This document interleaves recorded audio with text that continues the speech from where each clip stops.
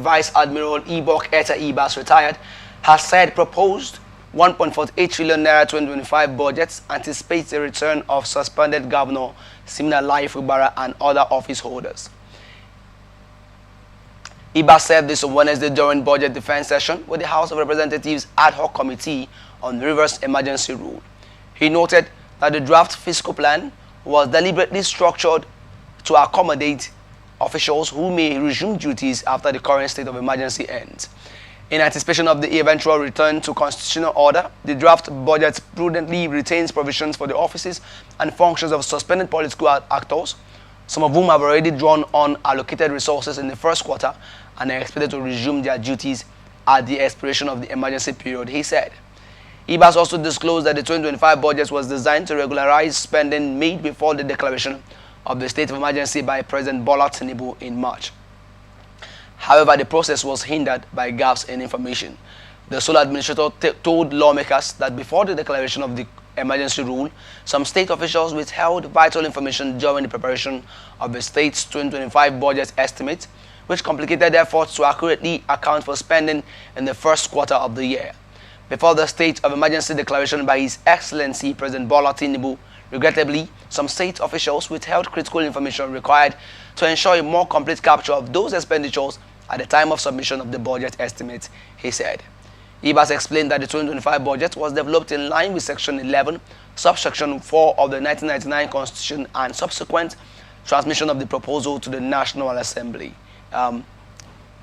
I would love to get your thoughts on this. Ibas speculating, making that the budget awaits the return of Governor Siminalayi Fubara. Is this a speculation as to we expecting him being restored back in no due time? Well, Mike, thank you very much. The return of the suspended governor is just at the discretion of the president. Okay. Okay. Unless Ibas is, saying the president gave him a hint about the return.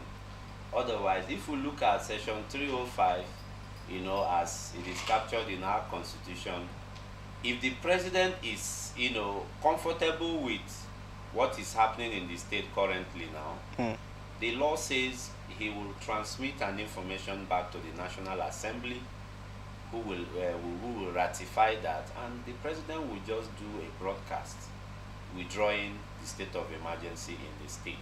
It's a very good one. We need the proper governance in Rivers State. Okay. Because the emergency rule, as far as I'm concerned, it's not favorable to the people of the state.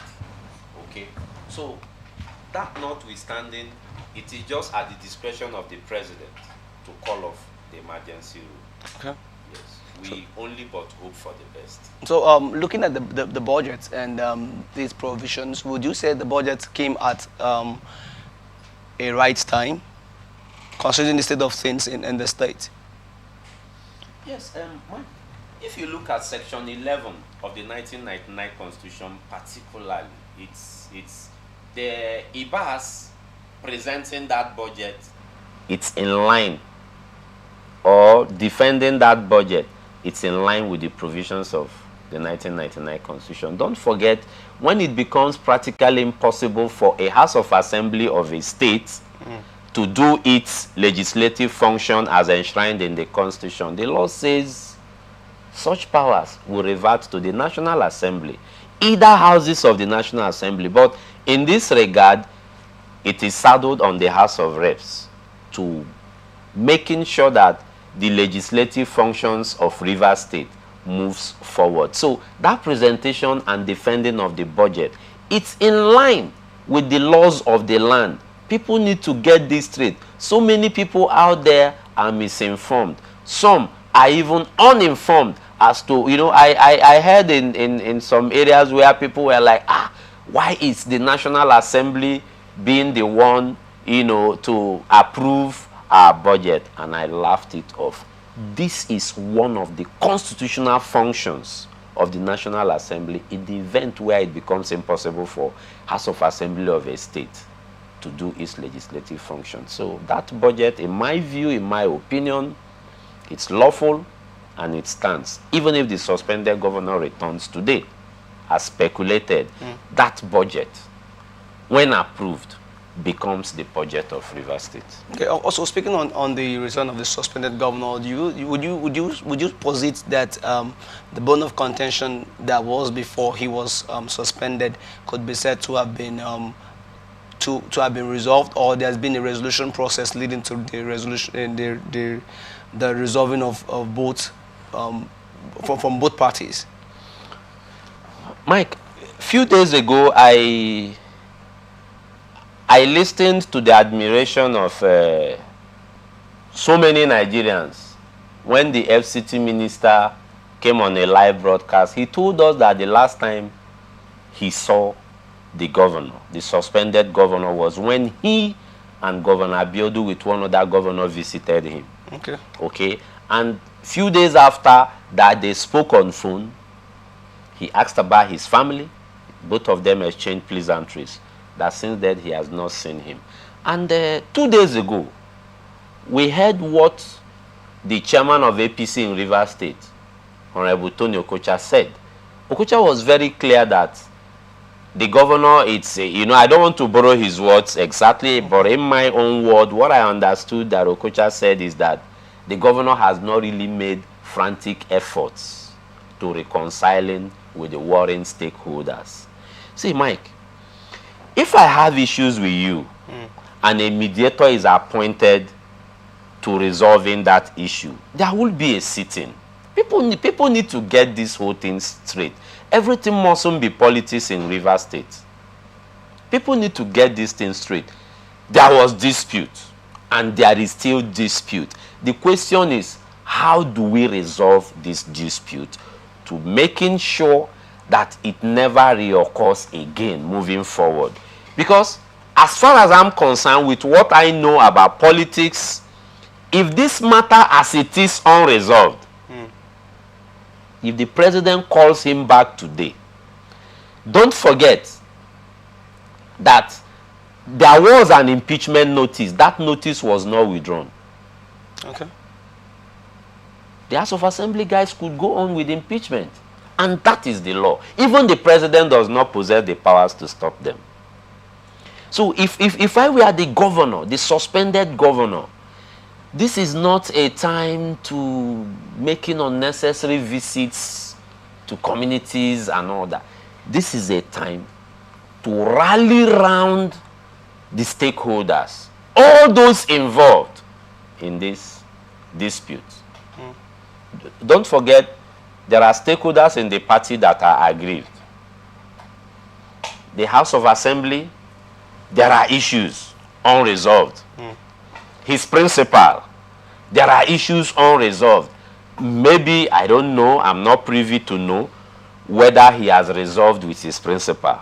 But if that resolution has come 100%, the public will know. Few days ago, I chanced into a member of the House of Assembly. I wouldn't want to mention his name, and I had interaction with him. I asked, Uba, what's going on? Precisely on my friend Emeka Otuka's child dedication.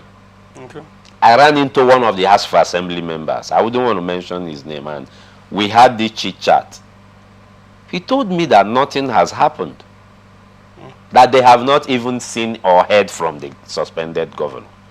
Last night also, I was privy to be with one of them. We just ran into each other somewhere, and I asked, what's going on? He said, that nothing has happened though. So, all this put together shows a lackluster attitude on the part of the suspended governor. See, politics at this point, Rivers people should subpedal a little with politicking or politicizing everything that has to do with governance in the state. Don't forget, this has to do with Rivers people.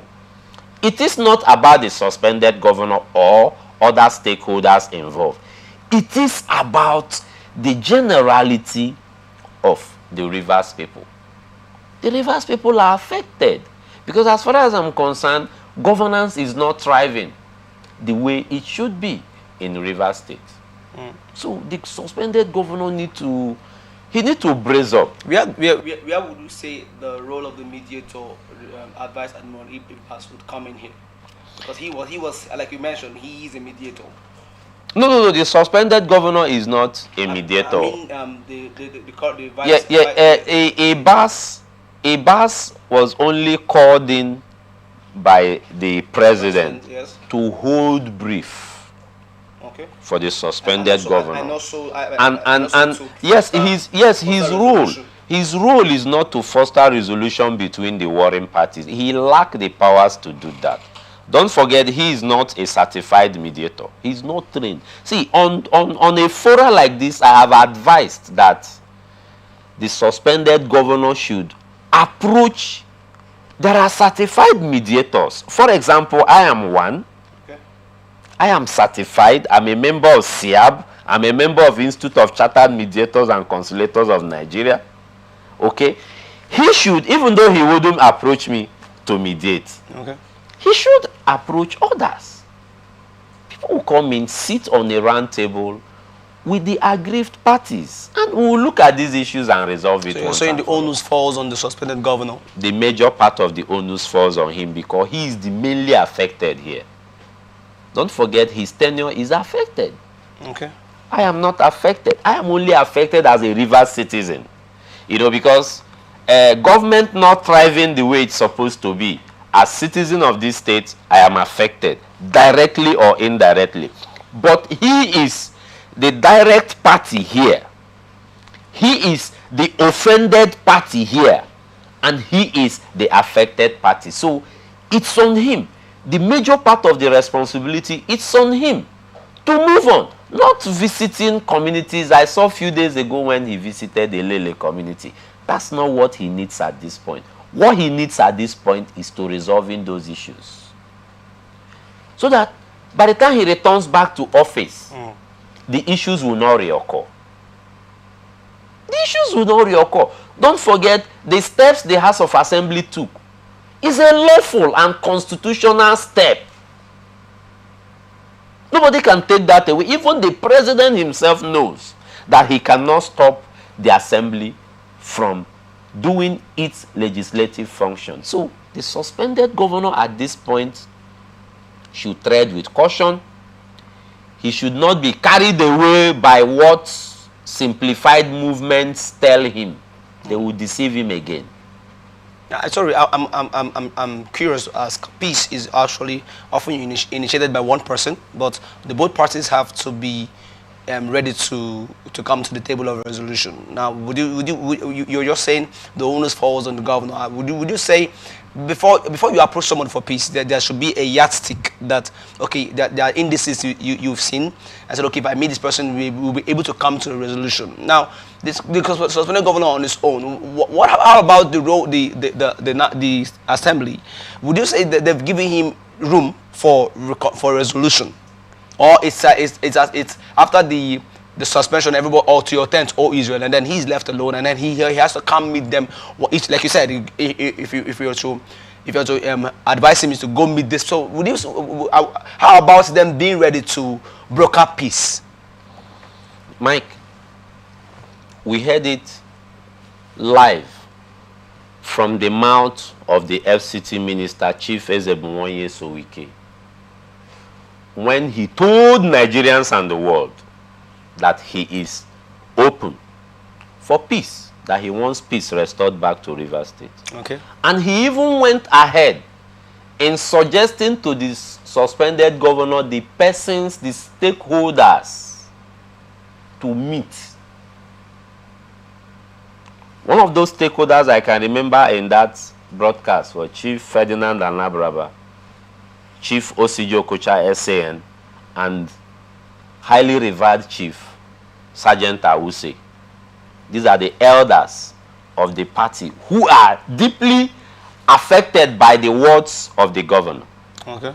Who are also injured by the way a son whom they supported behaved.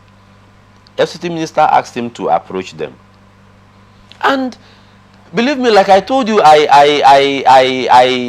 spoke with two assembly members, at least two, on personal grounds, and they told me that they are open also for peace, but they've not seen him. These were their words. So now, brother, do we think that resolution alone can come with the FCT minister alone? No. Even though the FCT minister is the principal, he calls the shot. He has made it clear. He had brought a leeway for him. Say, go and see these persons.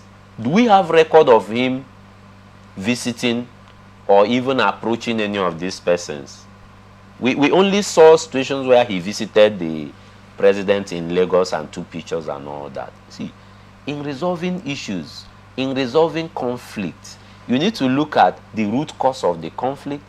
Because if you don't look at the root cause of the conflict and you just slice what is brewing, the root is still there. It will sprang up again and the problem will continue. We don't pray that to happen. So we want the governor. My democracy advice to the governor is that he should please, and please, in the interest of oneness, peace and development of Rivers State, he should eschew bitterness. He should drop pride. This is not a time to show that I'm a big boy. This is not a time to show that the red pen is with me. It is a time to resolving a hanging issue. So it's a time for him to meet those stakeholders, rally around them, give assurance why things will never reoccur again, and we'll have a huge free River State. All right.